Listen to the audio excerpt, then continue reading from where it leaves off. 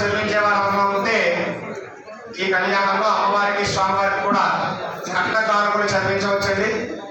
ముందుగా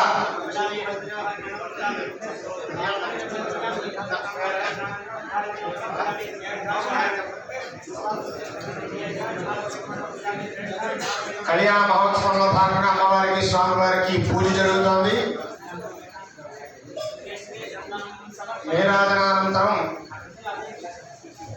ఈ యొక్క కన్యాదానం మనందరం కూడా మనందరి తరపున కూడా ఈ యొక్క వీరభద్రరావు గారి దంపతులు అయ్యప్ప గారి దంపతులు ఇద్దరు కూడా మనందరి తరపున ఈ కార్యక్రమాన్ని నిర్వర్తించారు. కాబట్టి వాళ్ళు ఏదో పీటల మీద కూర్చున్నారు కదండి, వాళ్ళు చేశారు కదండి, వాళ్ళకే పుణ్యం కదండి అని అనుకోవాల్సిన పని లేదండి. శాస్త్రం ఏం చెప్తుందంటే కర్త కారయత జీవ ప్రేరక స్థానుమూలక అంటే చేసేవాడికి, చేయించేవాడికి, చూసేవారికి, అదేవిధంగా ఈ కార్యక్రమం చేయమని ప్రేరేపించే వారికి కూడా 4 భాగాలుగా